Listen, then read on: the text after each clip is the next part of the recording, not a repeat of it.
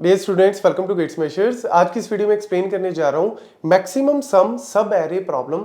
सब array problem में हमारे पास मल्टीपल प्रॉब्लम्स आती हैं, लेकिन उनमें से जो आज की इस वीडियो में एक्सप्लेन करने जा रहा हूं वो कौन सी प्रॉब्लम है, मैक्सिमम सम फाइंड आउट करना है। मतलब मैक्सिमम जो एडिशन है वो एक्चुअल में फाइंड आउट करना है और सब एरे के हिसाब से। अब देखो, पहले तो प्रॉब्लम को समझो एक्चुअल में है क्या, क्योंकि सोल्यूशन तो बाद की बात है यार। पहले प्रॉब्लम को समझो, दिमाग लगाओ, लॉजिक लगाओ, उसके बाद जो है वो आप कोड समझो।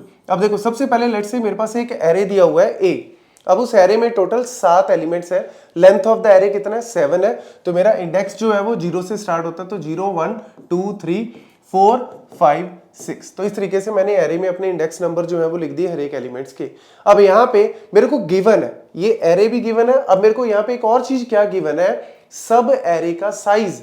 मुझे लेट से एक सब एरे का साइज W जो है वो 4 गिवन है, कि मेरे को जो एक सब एरे लेना है उसका साइज कितना, 4।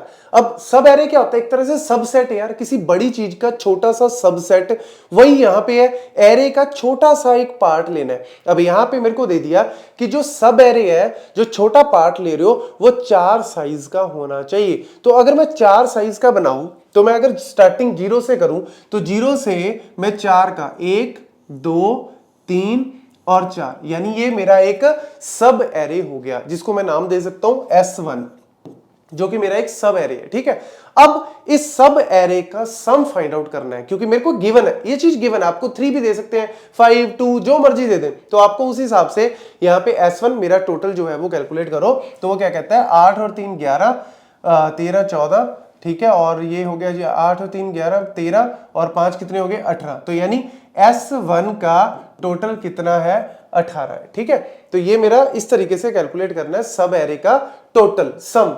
तो कैलकुलेट कर लिया।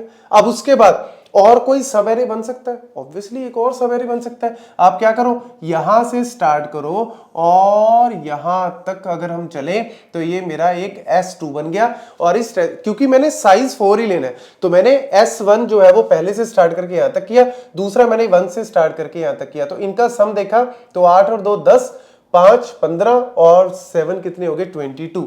तो ये मेरा S2 है, इसका जो टोटल सम है वो कितना है, 22। तो ये मैंने भी नोट कर लिया। उसके बाद क्या और सब एरे, यस एक और सब एरे कौन सा बन सकता है, आप यहां से स्टार्ट करो और 4 एलिमेंट तक जाओ। तो यानी ये मेरा एक तरह से सब एरे बन गया। और इसका अगर मैं टोटल बात करूं, तो ये टोटल कितना आ गया, 7 और 7 14 और 6 आपका हो गया S3 जो है वो 20 हो गया। ठीक है, तो इस तरीके से मेरा S3 हो गया। और फाइनली इसी तरीके से एक और सब एरे, अगर मैं यहां से लेके यहां तक जाऊं, तो ये मेरा एक S4 हो गया। और इस S4 में मेरा टोटल कितना हो गया, यहाँ पे 7 और 5 12 और 6 18 प्लस 12 कितने हो गए जी, आपके 30 हो गए। तो ये मेरे इस तरीके से पहले हर एक सब एरे का सम फाइंड आउट कर लिया। अब इनमें से मैक्सिमम वैल्यू कौन सी है वो मुझे आउटपुट बतानी है। बस ये मेरी, पहले तो प्रॉब्लम को समझो, ये मेरी प्रॉब्लम है, इस तरीके से जो है वो इस प्रॉब्लम का आंसर आएगा। अब लगाओ लॉजिक, अब लगाओ दिमाग कि हमें किस तरीके से इस चीज को करना है। तो इसको करने के लिए मल्टीपल मेथड्स है। इस वीडियो में मैं आपको जो बेसिक अप्रोच है, जो नेव अप्रोच है, जिसको हम ब्रूट फोर्स मेथड भी कह देते हैं या डायरेक्ट अप्रोच कह देते हैं, वो बता रहा हूं। और नेक्स्ट वीडियो में हम लोग बात करेंगे जो इसके लिए सबसे ज्यादा यूज की जाती है, स्लाइडिंग विंडो मेथड। लेकिन स्लाइडिंग विंडो मेथड क्यों आया, क्यों नहीं करते, ये वो सारी चीजें पहले आपको बेसिक मेथड पता होना चाहिए। क्योंकि इंटरव्यूज में, कॉम्पिटिटिव एग्जाम में, कहीं पे भी आप जाते हो, तो यार वो बोलेगा कि स्लाइडिंग विंडो बता, आपने बता दी, रट्टा मारा हुआ था बता, वो बोलेगा भैया पहले क्या था। अब पहले तो सर पता नहीं जी क्या था, तो क्यों आई भैया, तू पहले वाली अप्रोच ही लगा लेता। तो मुझे पता होना चाहिए पहले वाली अप्रोच क्या थी, उसके अंदर क्या प्रॉब्लम थी, क्या टाइम कॉम्प्लेक्सिटी, ये सब फिर हम नेक्स्ट में देंगे। तो इसीलिए पहले बेस बनाना बहुत जरूरी, इसीलिए बेसिक अप्रोच यहां पे बता रहा हूं। और उस अप्रोच में हमने करना क्या, आप खुद ही थोड़ा सा सोचो कि ठीक है, हमें प्रॉब्लम तो समझ में आ गई। अब मुझे यहां पे बहुत सारे चैलेंजेस आ रहे हैं, लेकिन उनमें से जो सबसे पहले एक चैलेंजेस क्या कहता है कि यार मेरे को एक्चुअल में जो ये सब एरे है, सब एरे इस तरीके से चलते जा रहे हैं। पहले हमने यहां से यहां तक किया, फिर हमने यहां से यहां तक किया, फिर हमने यहां से यहां तक बनाया, फिर हमने यहां से यहां तक बनाया। इसके बाद कोई और सब एरे बनेगा नहीं, इसके अलावा तो कोई और 4 साइज का तो सब एरे बनेगा नहीं। तो मेरे को स्टॉप यानी कहां पे करना है, मेरे को यहां पे स्टॉप करना है। इस पॉइंट पे मेरे को क्या करना है, स्टॉप करना है। यानी आपको हमेशा किस पॉइंट पे स्टॉप करना पड़ा। अगर मैं लेट्स सपोज 3 का ले लेता, 3 का ले लेता, तो यानी आप 3 यहां पे बनाते, फिर आप यहां पे बनाते, फिर आप यहां पे बनाते, और इस तरीके से करते करते लास्ट आपका ये होता, और फिर आप यहां पे स्टॉप करते। इससे आगे तो जा नहीं सकते, क्योंकि 3 का अगर आप बना रहे हो तो ऑब्वियसली अगर नेक्स्ट शिफ्ट कर दोगे तो 2 रह जाएंगे एलिमेंट, नेक्स्ट तो है ही नहीं, यानी यहां पे स्टॉप करना पड़ता।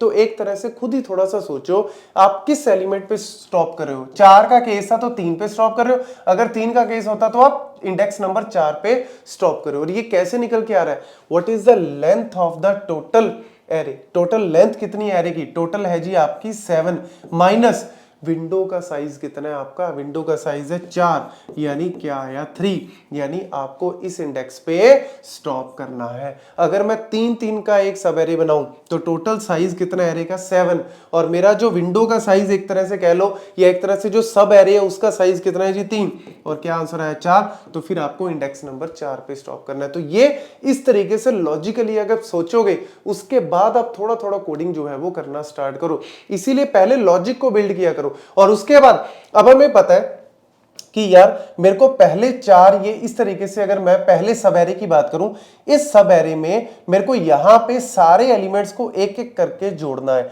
तो यानी एक लूप तो आपका पहले चलेगा जो पहले इन जो एक तरह से सब एरेज को ध्यान में रखेगा, और दूसरा लूप चलेगा जो इस सब एरे के अंदर एलिमेंट्स के ऊपर चल के और सारे एलिमेंट्स को जोड़ेगा।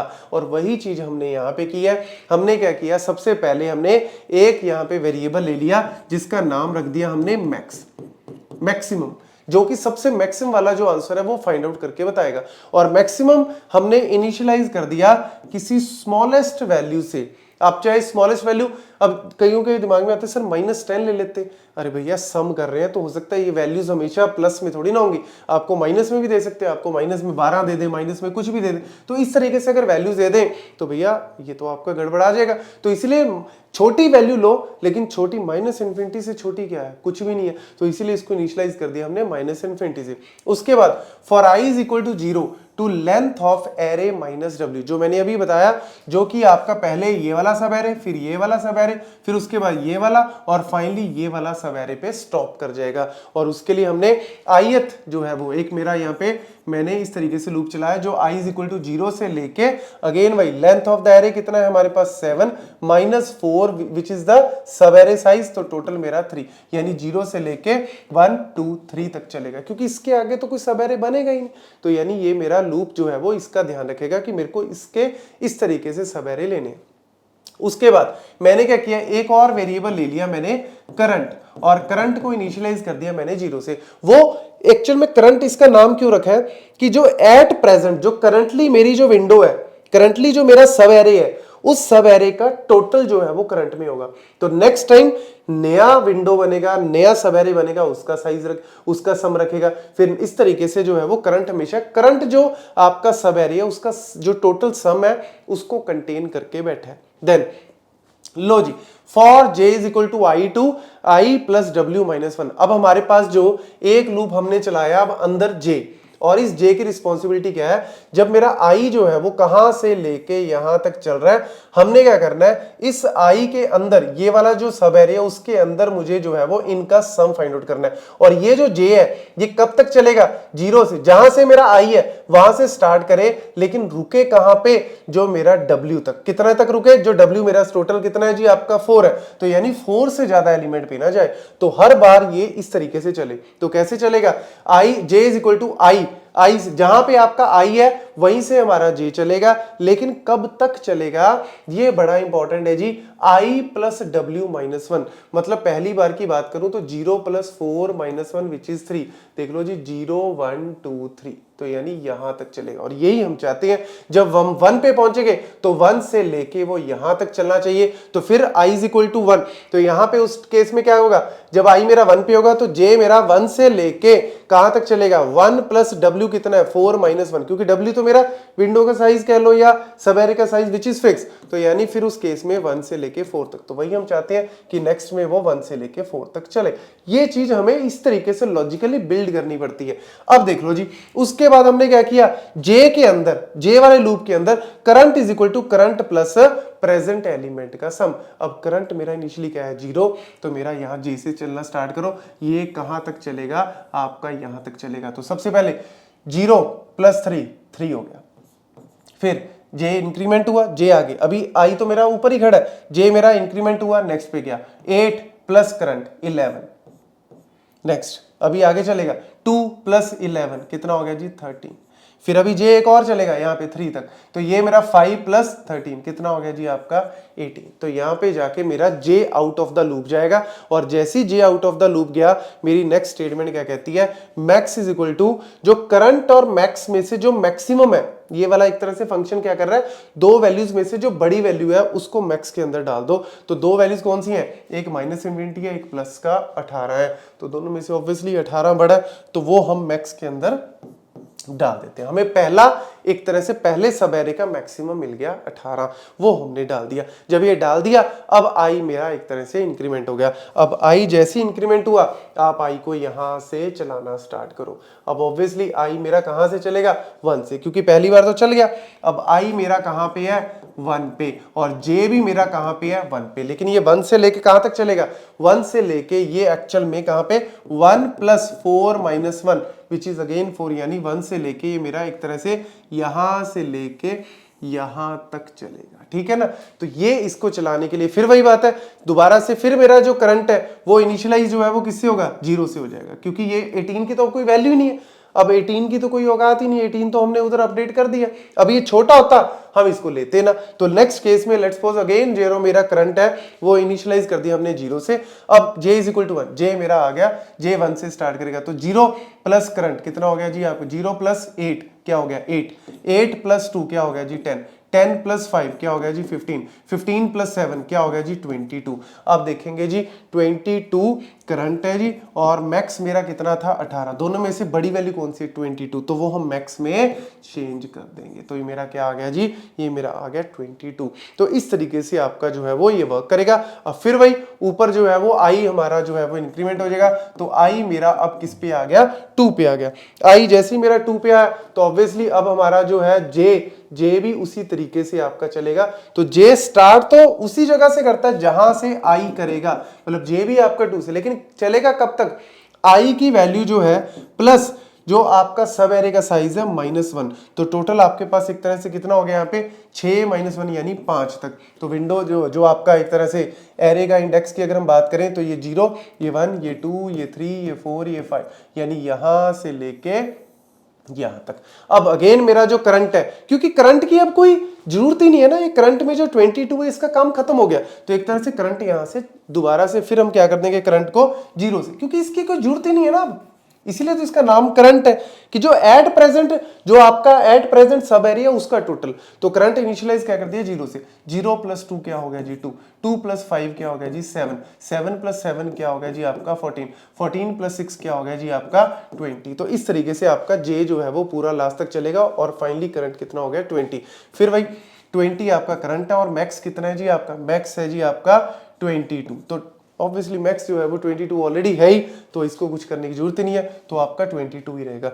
फिर हमारे पास आई जो है वो ऊपर आया, आई जो है वो हमारा अब 3 पे पहुंच गया, आई 3 पे पहुंच गया, तो जे भी मेरा 3 से चलेगा, और 3 से कहां तक, 3 प्लस जो मेरा टोटल एरे का साइज है 4 - 1 which is what 7 - 1 which is 6, तो यानी ये पूरा का पूरा यहां से लेके 6 तक चलेगा, और इसके बाद तो आई से भी हम बाहर निकल जाएंगे। तो यहाँ पे जैसे ये चला, इसने फिर वही इनिशियलाइज जो है वो करंट मेरा इनिशियलाइज क्या हो गया 0 से, ठीक है। तो यहाँ पे आप इसको दोबारा से फिर 0 कर दो, क्योंकि इसकी पुरानी वैल्यूज का कोई जरूरत ही नहीं है। तो 0 प्लस आपका 5 कितना हो गया जी 5, 5 प्लस 7 क्या हो गया जी आपका 12, 12 प्लस 6 क्या हो गया जी 18, 18 प्लस 12 क्या हो गया जी 30। दोबारा से फिर चेक करेंगे, करंट क्या है जी आपका 30, और मैक्स कितना था जी 22, दोनों में से मैक्सिमम कौन सा आपका 30 मैक्सिमम है, तो ऑब्वियसली हम मैक्स में क्या डाल देंगे 30 डाल देंगे। तो ये मेरा इस तरीके से आई जो है मतलब जे पूरा हो गया। उसके बाद जब दोबारा हम चले, तो यहाँ पे मेरा 0 से लेके 3 तक ऑलरेडी चल गया आई की वैल्यू, यानी इससे भी बाहर आ जाएगा, आई भी हमारा out of the loop. Return कर दो मैक्स, मैक्स क्या है जी 30, और ये मैंने आपको इनिशियलाइज बताया ही था स्टार्टिंग में कि 30 हमारा आंसर आना चाहिए। ये हमारा आ गया।